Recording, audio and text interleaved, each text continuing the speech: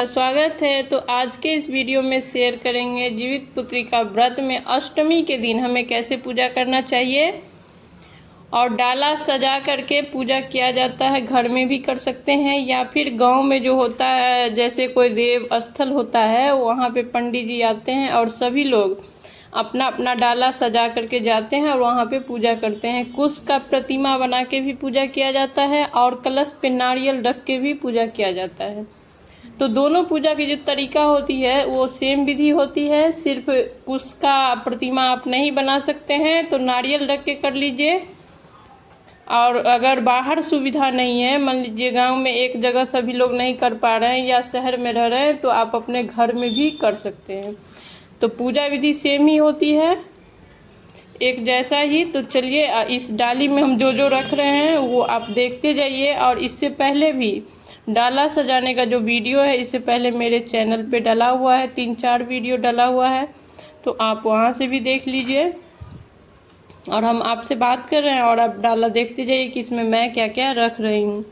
तो इसी तरीके से डाला सजा करके जाया जाता है। और पंडित जी आकर के 10-12 लोग एक साथ करते हैं, तो उसमें पंडित जी आकर के पूजा करवाते हैं, तो वो ज़्यादा अच्छा होता है। लेकिन ऐसा सुविधा नहीं होने पे आप घर पे भी आसान तरीक़ा से कर सकते हैं, क्योंकि सभी पूजा पाठ में जो है ना भावना होता है, भाव का पूजा होता है, सबसे बड़ा भाव ही माना जाता है। तो ये अष्टमी के दिन है और इस व्रत में ना अष्टमी के दिन कथा सुनना सबसे ज़्यादा अनिवार्य होता है। व्रत एक जैसा ही होता है, नियम एक जैसा ही होता है और कथा भी 3-4 कथा है, कोई भी आप सुन सकते हैं। तो यहाँ पे देखिए, अगर किसी अगल बगल नहीं जा सकते हैं या पंडित जी नहीं आ रहे हैं, तो घर में इस तरीके से आप चौक लगा करके एक पाटा या चौकी जो बोलिए ले लीजिए, उस पर भी कर सकते हैं। तो थोड़ा सा पीला चंदन से हम ऐपन लगा देंगे या ऐपन भी बना सकते हैं। उस पर झुमनी का पत्ता या पान का पत्ता, दोनों में से कोई भी रख सकते हैं जो उपलब्ध हो जाए। थोड़ा सा हल्दी, कुमकुम, अक्षत रख करके एक कलश रखा जाता है। कलश में शुद्ध जल, गंगा जल ले लीजिए और उसमें थोड़ा सा हल्दी, कुमकुम डाल दीजिए, थोड़ा सा अक्षत फूल डाल दीजिए। और इसी कलश पे जो है ना डाली रख के भी पूजा किया जाता है। जो डाला आप सजाए हैं वो डाला रख के भी पूजा किया जाता है, उसी में सारा सामग्री रहेगा। या नहीं तो इसी कलश में कुश घास का प्रतिमा बना करके खड़ा कर दिया जाता है और जितवाहन भगवान मान करके पूजा किया जाता है। या फिर इस पे आप नारियल रख करके भी पूजा कर सकते हैं। नारियल रख दीजिए और नारियल पे ही जितवाहन भगवान जितिया जो होता है वो चढ़ाया जाता है।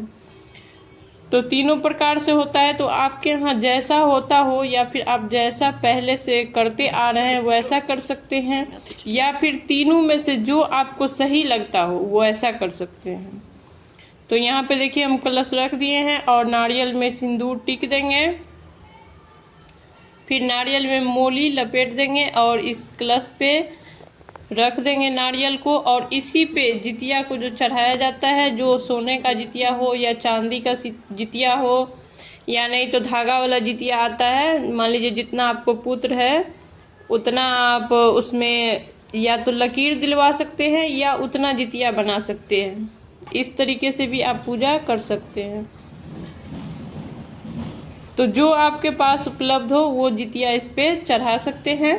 थोड़ा सा फूल अक्षत चढ़ा दीजिए और उसके बाद जो है जितिया चढ़ाया जाता है।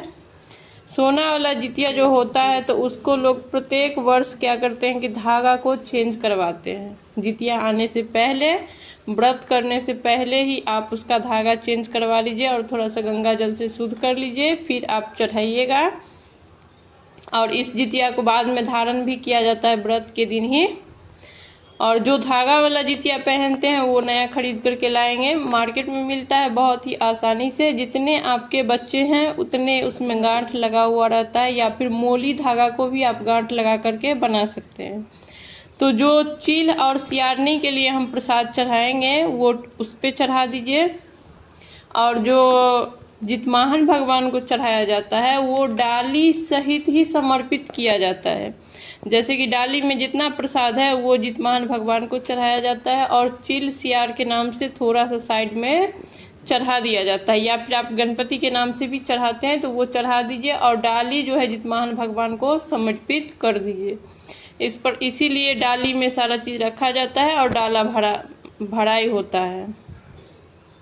फिर वहीं पे बैठ करके जो है ना आप जितवाहन भगवान का कथा सुन लीजिए। जितिया व्रत का कथा बहुत सारा बुक आता है, 3 4 5 कथा है, आप कोई भी उसमें से सुन सकते हैं। बुक पहले खरीद लीजिए और वहीं बैठ करके हाथ में फूल अक्षत लेकर के कथा सुन लिया जाता है।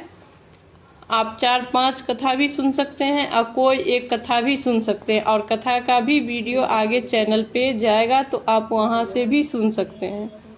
उसके बाद थोड़ा सा आरती कर लीजिए, और आरती करने के बाद आचमनी करके प्रसाद जो है, भोग प्रसाद जो चील सियार को चढ़ाए थे उसको आप कहीं बाहर रख देंगे, और जो इधर चढ़ाए थे वो सारा उठा करके रख लीजिए। घर में सभी में लोगों में वितरण कर सकते हैं प्रसाद स्वरूपी। और जो जितिया था वो धागा या सोना वाला जो भी था वो आप उसी दिन व्रत में ही धारण किया जाता है, अष्टमी के दिन ही आप धारण कर लीजिए। तो इस प्रकार से होता है जीवित पुत्रिका व्रत का जो कथा सुना जाता है, तो इसी प्रकार से सुन सकते हैं आप घर में। तो वीडियो कैसा लगा ये कमेंट करके आप ज़रूर बताएं। आज का वीडियो यहीं पे समाप्त करते हैं, फिर मिलेंगे किसी नए वीडियो के साथ। तब तक के